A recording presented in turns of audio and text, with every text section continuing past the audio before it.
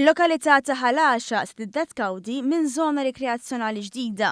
Dan hekk kif il-kumpanija Enemed firmat kuntratt mal-Kunsill Lokali ta' Ħalaxa bħala parti mill-programm ta' responsabilità soċjali korporattiva.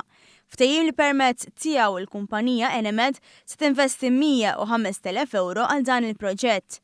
Iċ-Chairman Eżekuttiv tal-Enemed, Kevin Kirkhope, fisser kif il-kumpanija temmen fil-kwalità tal-ħajja u għalhekk ħasset li għandha tassigura li ir-residenti qrib l-installazzjoni l-ġdida tal-Enemed f'Ħassabtan flimkien mat-tfal jibbenefikaw minn dan il-proġett.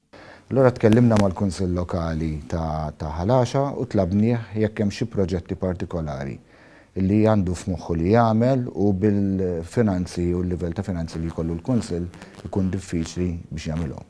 Semmewna l-proposta li għandhom ġnien partikolari li qudiem l-iskola ta' Ħalaxa li bħalissa mhux fl-aħjar kundizzjoni jixtiequ jirriferbixxew u aħna offrejna illi nagħmlu nagħtu parti minn din is-somma globali li hemm bżonn biex jirriferbixxew dan il-ġnien mill-fondi tagħna.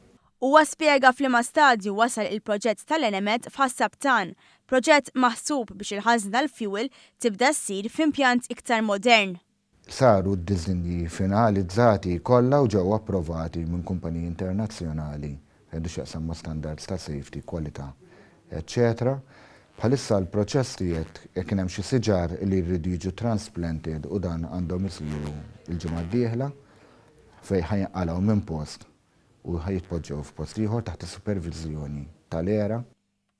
Żied jgħid li fil-bidu tas-sena d-dieħla se jkun qed jinbeda dan il-proġett li huwa wieħed minn sensiela ta' proġetti li l-Enemed se tkun qed twettaq bilan li jkunu imtejba l-impjanti u l-infrastruttura tal-pajjiż.